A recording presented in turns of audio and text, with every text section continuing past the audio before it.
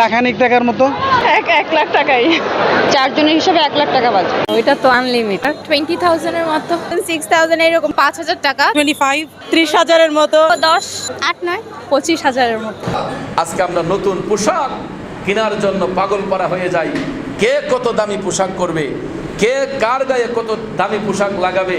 বাজারের মধ্যে গেলে দেখা যায় পোশাকের দাম যদি বলে এটা এত দাম, আরেকটু হাই রেট আছে কিনা দেখেন, আরও হাই রেটের মাল আছে কিনা দেখেন। 20,000, 30,000, 40,000, 1 লাখ, 1.5 লাখ, 2 লাখ টাকা দিয়ে এক একজনে ঈদের কাপড় কিনে, কিন্তু দেখা যায় একটা রোজা রাখে নাই, একটা বক্ত নামাজ পড়ে নাই, একটা বক্ত আল্লাহর আরাধনা করে নাই, কিন্তু দেখা যায় ঈদের আনন্দে উদ্ভাসিত হয়ে দেখা যায় লাখ লাখ টাকার কাপড় কিনা নিয়ে ব্যস্ত হয়ে যায়। ভাইয়ার আমার, ওই সমস্ত বখিলদের জন্য এই ঈদুল ফিতরের আনন্দ নয়। ঈদুল ফিতরের আনন্দ হবে ওই ব্যক্তির জন্য যেই ব্যক্তি দীর্ঘ 1 মাস সিয়াম সাধনা করে আল্লাহকে খুশি করেছে, আল্লাহকে রাজি করতে পেরেছে, আর মহান আল্লাহ তার উপর রাজি হয়েছেন। ওই ব্যক্তি ঈদগার ময়দানের উদ্দেশ্যে যখন রওনা হয়ে যায়, হাদিস শরীফে রাসূল বলেন ওই মুসল্লির জন্য আমার আল্লাহ নূরের কার্পেট বিছাইয়া দেয়।